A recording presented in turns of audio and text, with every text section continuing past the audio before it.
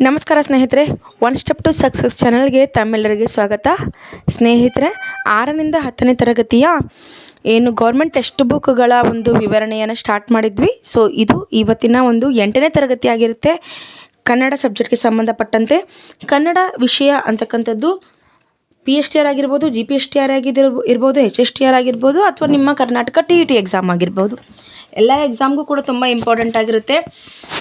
So ಇವತ್ತಿನ ತರಗತಿಯಲ್ಲಿ ನಾವು ಕೃತಿಕಾರರ ಪರಿಚಯದಲ್ಲಿ ಚಂದ್ರಶೇಖರ್ ಕಂಬಾರ್ ರವರ ಕುರಿತು ನೋಡ್ತಾ ಹೋಗೋಣ. ಸ್ನೇಹಿತರೆ, ಯಾರೆಲ್ಲ ನನ್ನ ಚಾನಲ್ನ ಸಬ್ಸ್ಕ್ರೈಬ್ ಮಾಡಿಲ್ಲ ಬೇಗ ಸಬ್ಸ್ಕ್ರೈಬ್ ಮಾಡ್ಕೊಳ್ಳಿ. ಪಕ್ಕದಲ್ಲಿರ್ತಕ್ಕಂತಹ ಬೆಲ್ ಬಟನ್ ಮೇಲೆ ಪ್ರೆಸ್ ಮಾಡಿದರೆ ನಾನು ಮಾಡಿದ ಮೊದಲ ವಿಡಿಯೋ ನಿಮಗೆ ಸೇರುತ್ತೆ ಅಂತ ತಿಳಿಸ್ತಾ ಇವತ್ತಿನ ತರಗತಿನ ಸ್ಟಾರ್ಟ್ ಮಾಡ್ತಾ ಇದ್ದೀನಿ. ನೋಡಿ ಸ್ನೇಹಿತರೆ, ವಿಡಿಯೋ ಕೆಳಗಡೆ ಅಂದರೆ ಲೈಕ್ ಬಟನ್ ಆದಮೇಲೆ ಹೈಪ್ ಅಂತ ಒಂದು ಆಪ್ಷನ್ ಸಿಗುತ್ತೆ. ಹೈಪಲ್ಲಿರ್ತಕ್ಕಂಥ ಪಾಯಿಂಟ್ಸ್ಗಳನ್ನ ಕೊಡ್ತಾ ಹೋಗಿ. ಇದೇ ನನಗೆ ನೀವು ಮಾಡ್ತಕ್ಕಂತಹ ಒಂದು ಗುರುದಕ್ಷಿಣೆ ಅಂತ ಅನ್ಕೋತೀನಿ. ಓಕೆನಾ? ಸೊ ಬನ್ನಿ ಇವತ್ತಿನ ತರಗತಿನ ಸ್ಟಾರ್ಟ್ ಮಾಡೋಣ. ಡಾಕ್ಟರ್ ಚಂದ್ರಶೇಖರ್ ಕಂಬಾರ್ ಇವರು ದಿನಾಂಕ 2/10/1937 ಬೆಳಗಾವಿ ಜಿಲ್ಲೆಯ ಹುಕ್ಕೇರಿ ತಾಲೂಕಿನಲ್ಲಿ ಘೋಡ್ಗೆರೆ ಅಂತಕ್ಕಂಥ ಒಂದು ಗ್ರಾಮ. ಸೊ ಈ ಗ್ರಾಮದಲ್ಲಿ ಜನಿಸ್ತಾರೆ. ಇವ್ರ ಬಗ್ಗೆ ತುಂಬ ಇಂಪಾರ್ಟೆಂಟ್ ಸ್ನೇಹಿತರೆ, ಎಲ್ಲ ಮಾಹಿತಿಯನ್ನು ಓದ್ಕೊಳ್ಳಿ. ಓಕೆನಾ? ಡಾಕ್ಟರ್ ಚಂದ್ರಶೇಖರ್ ಕಂಬಾರ್ ಅವರು ಇವ್ರ ಬಗ್ಗೆ ಯಾವುದೇ ಪ್ರಶ್ನೆಗಳು ಕೂಡ ಆಗಬಹುದು. ಸೊ ಹಾಗಾಗಿ ಇವರು ತುಂಬ ಇಂಪಾರ್ಟೆಂಟ್ ಆಗಿರ್ತಾರೆ. ಇವರನ್ನು ಫುಲ್ಲಾಗಿ ನಾವು ಕವರ್ ಮಾಡಬೇಕು. ಓಕೆನಾ? ಸೊ ಘೋಡ್ಗೆರೆ ಗ್ರಾಮದಲ್ಲಿ ಜನಿಸ್ತಾರೆ. ಪ್ರಸಿದ್ಧ ಜನಪದ ವಿದ್ವಾಂಸರಾದ ಡಾಕ್ಟರ್ ಕಂಬಾರ್ ಅವರು 24 ನಾಟಕಗಳನ್ನು, 10 ಕವನ ಸಂಕಲನಗಳನ್ನು, 5 ಕಾದಂಬರಿಗಳು ಮತ್ತು ಹಲವು ಕೃತಿಗಳನ್ನು ರಚಿಸಿದ್ದಾರೆ.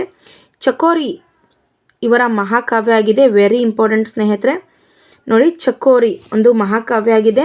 ಸಂಗ್ಯಾಬಾಳ್ಯ, ಜೋಕುಮಾರಸ್ವಾಮಿ, ಸಿರಿಸಂಪಿಗೆ, ಶಿವರಾತ್ರಿ ಮುಂತಾದವು ನಾಟಕಗಳಾಗಿದ್ದಾವೆ. ಕರಿಮಾಯಿ, ಸಿಂಗರವ್ವ, ಅರಮನೆ ಮತ್ತು ಶಿಖರ ಸೂರ್ಯ ಮುಂತಾದವು ಕಾದಂಬರಿಗಳಾಗಿದೆ. ನೋಡಿ ಸ್ನೇಹಿತರೆ, ಇಲ್ಲಿರ್ತಕ್ಕಂಥ 50% ಮೂವಿ ಆಗಿದೆ, ಮೂವಿಗಳಿರ್ತಕ್ಕಂಥದ್ದು. ನೋಡಿ, ಸಂಗ್ಯಾಬಾಳ್ಯ ಮೂವಿ ಇದೆ. ಅದಾದಮೇಲೆ ನೋಡಿ, ಸಿಂಗರವ್ವ ಕೂಡ ಮೂವಿ ಇದೆ ಸ್ನೇಹಿತರೆ. ಸೊ ಈ ರೀತಿ ಇಲ್ಲಿರ್ತಕ್ಕಂತಹ ಇವ್ರು ಬರೆದಂತಹ ಕೃತಿಗಳು ತುಂಬ ಪ್ರಮುಖ ಆಗಿದ್ದು ಇವು ಆಲ್ರೆಡಿ ಮೂವೀಸ್ಗಳ ಕೂಡ ಆಗಿದೆ. ಶ್ರೀಯುತರು 1910ರಲ್ಲಿ ಜ್ಞಾನಪೀಠ ಪ್ರಶಸ್ತಿಯನ್ನು ತಗೋತಾರೆ. ಹಾಗಾಗಿನೇ ಇವರು ಅತಿ ಪ್ರಮುಖವಾದ ಒಂದು ಕೃತಿಕಾರರ ಲೈನಲ್ಲಿ ಬರ್ತಾರೆ ಸ್ನೇಹಿತರೆ. ಹಾಗಾಗಿ ನೆನ್ಪಿಟ್ಕೊಳ್ಳಿ ಅಂತ ನಾನು ಹೇಳೋದು ನಿಮಗೆ. 2010ರ ಜ್ಞಾನಪೀಠ ಪ್ರಶಸ್ತಿ ಪಡೆದಿದ್ದಾರೆ. Very important. ಅದಾದಮೇಲೆ ಕೇಂದ್ರ ಸರ್ಕಾರದ ಪ್ರಶಸ್ತಿ, ಕೇಂದ್ರ ಸಾಹಿತ್ಯ ಅಕಾಡೆಮಿ ಪ್ರಶಸ್ತಿ, ಕೇಂದ್ರ ಸಂಗೀತ ಮತ್ತು ನಾಟಕ ಅಕಾಡೆಮಿ ಪ್ರಶಸ್ತಿ ಮುಂತಾದ ಹಲವಾರು ಪ್ರಶಸ್ತಿಗಳು ಶ್ರೀಯುತರಿಗೆ ಲಭಿಸಿವೆ. ಪ್ರಸ್ತುತ ಮೂಡಲಮನೆ ಕವನವನ್ನು ಇವರು ಎಲ್ಲಿದೆ ಶಿವಪುರ ಅಂತಕ್ಕಂತಹ ಒಂದು ಕವನ ಸಂಕಲನದಿಂದ ಆಯ್ದುಕೊಳ್ಳಲಾಗಿದೆ. ನೋಡಿ, ಮೂಡಲ ಮನೆ ಅಂತಕ್ಕಂಥ ಒಂದು ಕವನ ಸಂಕಲನ ಇದೆ. ಸೊ ಈ ನಿಮ್ಮ ಪಾಠಕ್ಕೆ ಇರ್ತಕ್ಕಂಥದ್ದು ಇದು ಎಲ್ಲಿದೆ ಶಿವಪುರ ಅಂತಕ್ಕಂತಹ ಒಂದು ಕವನ ಸಂಕಲನದಿಂದ ತೆಗೆದುಕೊಳ್ಳಲಾಗಿದೆ. Very important. ಯಾವಾಗ ಇವರು ಜ್ಞಾನಪೀಠ ಪ್ರಶಸ್ತಿಯನ್ನು ತಗೊಂಡ್ರು ಸ್ನೇಹಿತರೆ? 2010ರಲ್ಲಿ ತಗೋತಾರೆ. ಓಕೆನಾ? 2010ರಲ್ಲಿ ಜ್ಞಾನಪೀಠ ಪ್ರಶಸ್ತಿ ತಗೋತಾರೆ. ಬರೆದಂತಹ ಅತಿ ಪ್ರಮುಖವಾದ ಕೃತಿಗಳು ಚಕೋರಿ, ಮಹಾಕಾವ್ಯ, ಸಂಗ್ಯಾಬಾಳ್ಯ, ಜೋಕುಮಾರಸ್ವಾಮಿ, ಸಿರಿಸಂಪಿಗೆ, ಶಿವರಾತ್ರಿ, ಕರಿಮಾಯಿ, ಸಿಂಗಾರವ್ವ, ಅರಮನೆ, ಶಿಖರ ಸೂರ್ಯ. Very important. ಹಾಗಾಗಿನೇ ನಾನು ಇನ್ನೊಂದು ಸಲ ಓದಿರೋದು. ಇವ್ರ ಬಗ್ಗೆ ತುಂಬಾ ಇಂಪಾರ್ಟೆಂಟ್ ಆಗುತ್ತೆ. ಇವರು ಬೆಳಗಾವಿ ಡಿಸ್ಟಿಕ್ ಅವರು ಅಂತ ನೆನ್ಪಿಟ್ಕೊಳ್ಳಿ. ಗ್ರಾಮಗಳಿಗಿಂತ ಡಿಸ್ಟಿಕ್ ಕೇಳ್ತಾರೆ. ಸರಿನಾ? ಬನ್ನಿ ಇನ್ನೊಬ್ಬರು ನೋಡಿ. ಆಲ್ರೆಡಿ ನಾವು ಸಿದ್ದಯ್ಯ ಪುರಾಣಿಕ್ ಅವರ ಕುರಿತು ಕಂಪ್ಲೀಟ್ ಮಾಡಿದ್ದೀವಿ, ಆದರೂ ಕೂಡ ಮತ್ತೆ ಬಂದಿದೆ. ಯಾಕಂದರೆ ಇವರೆಲ್ಲ ತುಂಬ ಫೇಮಸ್ ಆದಂಥ ಕೃತಿಕಾರರು. ಹಾಗಾಗಿ 6ನೇ ತರಗತಿಯಲ್ಲಿ ಅವ್ರದ್ದೊಂದು ಲೆಸನ್ ಕೊಟ್ಟರು ಕೂಡ ಮತ್ತೆ ಅದು ರಿಪೀಟ್ 8th ಲೆಸನಲ್ಲಿ ಕೊಡ್ಬೋದು, 9th ಕೊಡ್ಬೋದು, 10th ಕೊಡ್ಬೋದು. ಹಾಗೆ ಎಷ್ಟು ಸಲ ಬಂದಿದೆ ಅಷ್ಟು ಕೂಡ ನಾನು ತೊಗೊಂಡಿದ್ದೀನಿ. ಬನ್ನಿ ಇನ್ನೊಂದು ಸಲ ನೋಡೋಣ ಸ್ನೇಹಿತರೆ. ರಿಪೀಟ್ ಆಗುತ್ತೆ ನಮಗೇ ಸಿಲೆಬಸ್ಸು. ನೋಡಿ, ಸಿದ್ದಯ್ಯ ಪುರಾಣಿಕ್ ಇವರು 1918ರಲ್ಲಿ ಕೊಪ್ಪಳ ಜಿಲ್ಲೆಯ ಯಲಬುರ್ಗಾ ತಾಲೂಕಿನ ದ್ಯಾಂಪುರ ಗ್ರಾಮದಲ್ಲಿ ಜನಿಸ್ತಾರೆ. ಇವರ ತಂದೆ ಕಲ್ಲಿನಾಥ ಶಾಸ್ತ್ರಿ ಪುರಾಣಿಕ, ತಾಯಿ ದಾನಮ್ಮ ಪುರಾಣಿಕ್ ಆಗಿರ್ತಾರೆ. ನೋಡಿ, ಕಲ್ಲಿನಾಥ ದಾನಮ್ಮ ಇವರ ತಂದೆ ತಾಯಿ ಹೆಸರು. ಇವರು ಬಾಲ್ಯದಲ್ಲಿಯೇ ಸಾಹಿತ್ಯ ಮತ್ತು ಸಾಂಸ್ಕೃತಿಕ ವಾತಾವರಣ ಒಂದು ಮನೆಯಲ್ಲಿ ಬೆಳೆದಿರೋದ್ರಿಂದ ಸಹಜವಾಗಿ ಸಾಹಿತ್ಯ ಕ್ಷೇತ್ರದಲ್ಲಿ ಉತ್ತಮವಾದ ಸೇವೆಯನ್ನು ಸಲ್ಲಿಸಲು ಸಾಧ್ಯ ಆಯಿತು. ನೋಡಿ, ವಚನೋದ್ಯಾನದ ಅನುಭವಿ. Very important.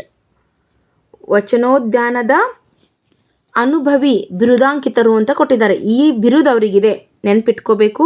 ವಚನೋದ್ಯಾನದ ಅನುಭವಿ, ವೆರಿ ಇಂಪಾರ್ಟೆಂಟ್ ಸ್ನೇಹಿತರೆ, ಓಕೆನಾ. ಕಾವ್ಯಾನಂದ ಕಾವ್ಯ ನಾಮಾಂಕಿತರು, IAS ಸ್ಥಾಲಾಂಕೃತರು. ನೋಡಿ, ಇವರೊಬ್ಬ IAS ಅಧಿಕಾರಿ ಕೂಡ ಆಗಿದ್ದರು. ಇವರು ಜಲಪಾತ, ಕರುಣಾಶ್ರಾವಣ, ಮಾನಸ ಸರೋವರ ಮೊದಲಾದ ಮಾನವನಾಗು, ನೋಡಿ, ಮೊದಲು ಮಾನವನಾಗು, ವಚನೋದ್ಯಾನ ಮೊದಲಾದ ಕೃತಿಗಳನ್ನು ರಚಿಸಿದ್ದಾರೆ. ಇವರು ಕರ್ನಾಟಕ ವಿಶ್ವವಿದ್ಯಾಲಯದ ಗೌರವ ಡಾಕ್ಟರೇಟ್ ಕೂಡ ಪಡ್ಕೊಂಡಿದ್ದಾರೆ. ಗುಲ್ಬರ್ಗಾದಲ್ಲಿ ನಡೆದ 58ನೇ ಅಖಿಲ ಭಾರತ ಕನ್ನಡ ಸಾಹಿತ್ಯ ಸಮ್ಮೇಳನದ ಅಧ್ಯಕ್ಷರು ಕೂಡ ಇವರು ಆಗಿದ್ದರು. ನೋಡಿ, ಗುಲ್ಬರ್ಗಾದಲ್ಲಿ ನಡೆದಂತಹ 58ನೇ ಕೇಳ್ಬೋದು ಸ್ನೇಹಿತರೆ, ತುಂಬ ಇಂಪಾರ್ಟೆಂಟು. ಚಂದ್ರಶೇಖರ್ ಕಂಬಾರರು ಆಗಿರ್ಬೋದು, ಸಿದ್ದಯ್ಯ ಪುರಾಣಿಕರು ಆಗಿರ್ಬೋದು, ತುಂಬ ಇಂಪಾರ್ಟೆಂಟ್ ಆದ ಕೃತಿಕಾರರಾಗಿರ್ತಾರೆ. ಇವ್ರ ಬಗ್ಗೆ, ಇಂತಹ ಕೃತಿಕಾರರ ಬಗ್ಗೆ ನೀವು ಕಂಪ್ಲೀಟಾಗಿ ಅರ್ಥ ಮಾಡ್ಕೋಬೇಕಾಗುತ್ತೆ. ಸೊ ನೋಡಿ, ಇವರೊಬ್ಬ IAS ಅಧಿಕಾರಿಯಾಗಿದ್ದರು. ಇವರಿಗೆ 2 ಇದೆ. ಒಂದು ಕಾವ್ಯಾನಂದ, ಇವರು ಕಾವ್ಯ ನಾಮದ ಅಂಕಿತ ಆಗಿದೆ ಕಾವ್ಯಾನಂದ ಅಂತಕ್ಕಂಥದ್ದು, ಮತ್ತು ಇವ್ರಿಗೊಂದು ಬಿರುದು ಕೂಡ ಇತ್ತು, ಅದು ವಚನೋದ್ಯಾನ ಅನುಭವಿ ಅಂತಕ್ಕಂಥದ್ದು. ಇವೆರಡು ನೆನ್ಪಿಟ್ಕೋಬೇಕು, ಓಕೆನಾ. ಇವರು ಕೊಪ್ಪಳ ಜಿಲ್ಲೆಯ ಯಲಬುರ್ಗಾ ತಾಲೂಕಿನ ದ್ಯಾಂಪುರದವರು. ದಾನಮ್ಮ ಅನ್ನೋದು ಇವರ ತಾಯಿ ಹೆಸರಾಗಿತ್ತು. ಕಲಿನಾಥ ಇವರ ತಂದೆಯ ಹೆಸರಾಗಿತ್ತು. ಇಷ್ಟು ಸಿದ್ದಯ್ಯ ಪುರಾಣಿಕ್ ಅವರ ಕುರಿತು ಆಯಿತು, ಮತ್ತು ಚಂದ್ರಶೇಖರ್ ಕಂಬಾರ್ ಅವರ ಕುರಿತು ಆಗಿತ್ತು ಸ್ನೇಹಿತರೆ. MCQs ಇದ್ರ ಬಗ್ಗೆ ನಾನು ಮಾಡಿಲ್ಲ. ಸೊ ಮುಂದಿನ ತರಗತಿಯಲ್ಲಿ ನೋಡಿ, ಪುರಂದರದಾಸರಿದ್ದಾರೆ ಮತ್ತು ದ.ರಾ ಬೇಂದ್ರೆ ಅವರಿದ್ದಾರೆ. ಇವರೆಲ್ಲ ತುಂಬ ಇಂಪಾರ್ಟೆಂಟು, ಇವ್ರ ಬಗ್ಗೆ ನೀವು ತಿಳ್ಕೊಳ್ಳೇಬೇಕಾಗುತ್ತೆ. ಹಾಗಾಗಿ ಬನ್ನಿ ಸ್ನೇಹಿತರೆ, ಸೊ ಇವತ್ತಿನ ತರಗತಿನ ಇಲ್ಲಿಗೆ ಮುಗಿಸೋಣ. ಪ್ರತಿದಿನ ಒಂದು 10 ನಿಮಿಷ, ಓಕೆನಾ. ನೋಡಿ ಎಷ್ಟಾಯಿತು, 6 ನಿಮಿಷ ಆಗಿದೆ ನೋಡಿ. ಕೇವಲ 6 ನಿಮಿಷದಲ್ಲಿ ನಿಮಗೂ ವೆರಿ ಇಂಪಾರ್ಟೆಂಟ್ ಅಂತಹ 2 ಕೃತಿಕಾರರ ಬಗ್ಗೆ ತಿಳ್ಕೊಂಡಿದ್ರಿ. ಸೊ ಇದೇ ರೀತಿ ಎಕ್ಸಾಮ್ ಬರೋದ್ರೊಳಗಾಗಿ ನಾವು ಒಂದು 6 to 8 ಮಿನಿಟ್ಸಲ್ಲಿ ಇಬ್ಬರಿಬ್ಬರೇ ಕೃತಿಕಾರರನ್ನು, ಕವಿಗಳನ್ನು ಮಾಡ್ತಾ ಹೋದರೆ ಎಕ್ಸಾಮಲ್ಲಿ ರಿವಿಷನ್ ಮಾತ್ರ ಉಳಿದಿರುತ್ತೆ. ಅದು ನಿಮ್ಗೆ ಹೆಲ್ಪ್ ಆಗುತ್ತೆ ಅಂತ ತಿಳಿಸ್ತಾ ಇವತ್ತಿನ ತರಗತಿನೇ ಇಲ್ಲಿಗೆ ಮುಗಿಸ್ತಾ ಇದ್ದೀನಿ. ನಿಮಗೆ ಮೇಡಮ್ ನೀವು ತರಗತಿ ಮಾಡೋ ಜೊತೆಗೆ MCQ ಬೇಕು ಅಂತ ಅನಿಸಿದರೆ ಕಮೆಂಟ್ ಮೂಲಕ ತಿಳಿಸಿ ನನಗೆ. ಈ ಹಿಂದೆ ನಾನು ಏನು ಮಾಡ್ತಿದ್ದೆ, 2 ಕೃತಿಕಾರರು ಮಾಡ್ತಿದ್ದೆ, ಅದ್ರ ಬಗ್ಗೆ MCQ ಕೂಡ ತೊಗೊಂಡು ಬರ್ತಿದ್ದೆ. ಸೊ ಸಮಯ ಇಲ್ಲ ಅಂತ ತಿಳ್ಕೊಂಡು ಈಗ ಜಸ್ಟ್ ನಾನು ನಿಮಗೆ ಕವಿ ಮತ್ತು ಕೃತಿಕಾರರ ಪರಿಚಯನ ಮಾಡ್ತಿದ್ದೇನೆ. ಇವ್ರ ಬಗ್ಗೆ ಏನು ಪ್ರಶ್ನೆ ಆಗಬೇಕು ಅಂತ ಕೆಳಗಡೆ MCQ ಕೂಡ ತೊಗೊಂಡು ಬರ್ತಿದ್ದೆ.